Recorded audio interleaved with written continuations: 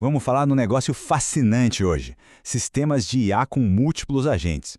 A ideia de ter várias IAs trabalhando juntas é incrível, né?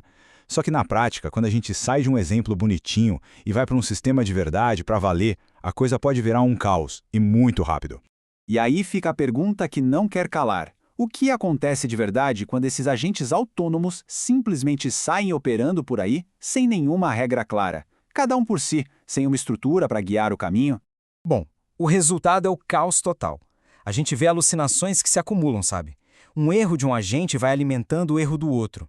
Acontecem loops infinitos, com agentes presos num ciclo sem fim, concordando entre si, mas sem fazer nada. E pior, a contaminação de contexto, onde uma instrução vaza de uma tarefa para outra. É literalmente como uma cidade sem nenhuma lei de trânsito. Um engarrafamento gigantesco, totalmente imprevisível e impossível de resolver. Para a gente conseguir botar um pouco de ordem nesse trânsito, o nosso roteiro hoje vai ser o seguinte. Primeiro, a gente vai entender esse tráfego caótico. Depois, apresentar a solução, que é o transporte inteligente. Aí, vamos mergulhar nas 4 regras da estrada, conhecer a frota especializada, ver como operar com segurança e, no final, entender por que tudo isso, na verdade, é feito para acelerar. Ok, vamos lá. A solução para esse trânsito maluco de agentes não é ter menos agentes, mas sim ter um sistema melhor. Pensa nisso como um sistema de transporte público inteligente. E é exatamente aqui que entra a ideia de orquestração por contrato.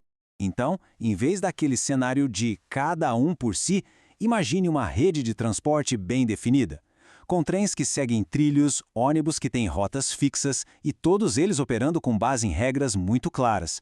Essa abordagem não é para limitar os agentes, pelo contrário, é para criar eficiência, segurança e, principalmente, a capacidade de crescer de forma confiável. Tá, mas como é que esse sistema funciona na prática? Bom, o coração de tudo são 4 regras, 4 fundamentos. São os contratos que vão dizer como cada veículo, ou melhor, cada agente, se move e interage com o resto do sistema.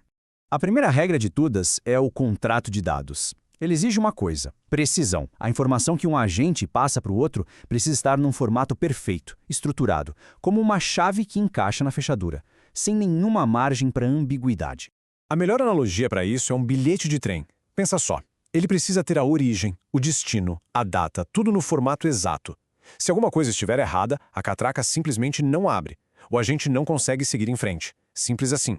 A segunda regra é o contrato de ação. Esse aqui funciona como um checklist.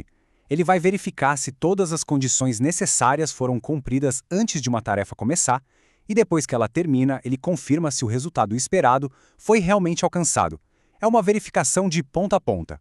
Usando a nossa metáfora do transporte, esse aqui é o itinerário do ônibus. O contrato exige que o ônibus saia do terminal, que é a pré-condição, e que a chegada dele no destino seja confirmada, que é a pós-condição. Não pode pegar atalho, não pode mudar a rota no meio do caminho.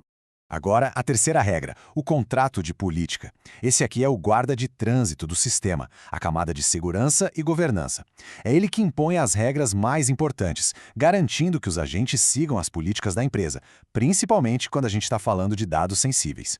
É como se existissem barreiras de verdade. Imagina que os ônibus que carregam dados financeiros são estritamente proibidos de usar a via expressa que leva para o terminal de compartilhamento internacional. O contrato de política simplesmente bloqueia a passagem. E a nossa quarta e última regra é o contrato operacional. Ele é basicamente o gerente de recursos do sistema. A função dele é garantir a estabilidade.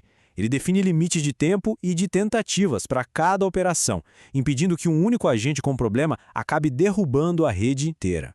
Pensa no horário dos trens e no protocolo de manutenção. Se um trem está muito atrasado ou tem algum problema mecânico, ele é retirado da linha imediatamente. Isso evita que um probleminha local vire um colapso em toda a rede. É uma proteção para o sistema como um todo.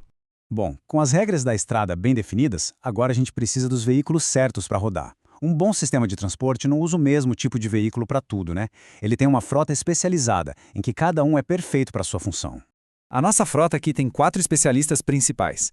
Primeiro, o planejador. Ele é a grande central que desenha um mapa completo da viagem, do começo ao fim.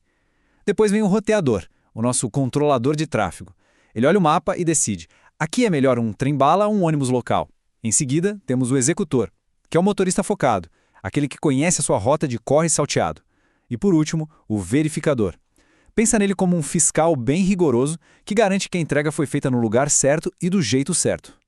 Olha, mesmo com o melhor sistema automatizado do mundo, a supervisão humana ainda é fundamental para ações de alto risco.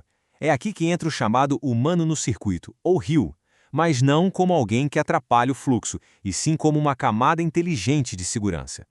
Então, quando que o operador lá na torre de controle precisa intervir?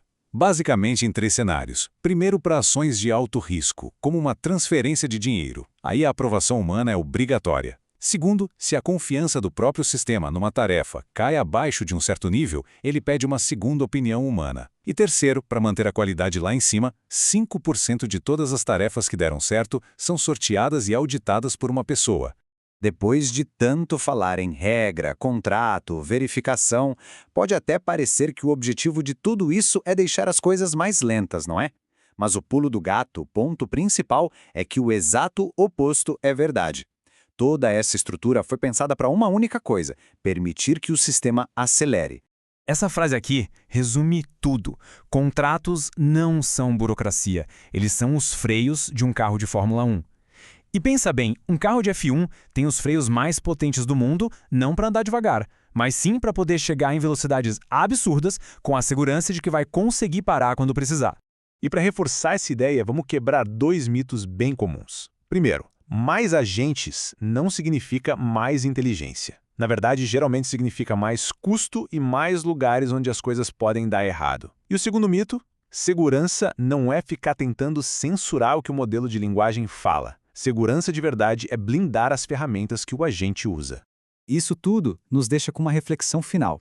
Conforme a gente vai construindo sistemas de IA cada vez mais e mais poderosos, fica a pergunta no ar.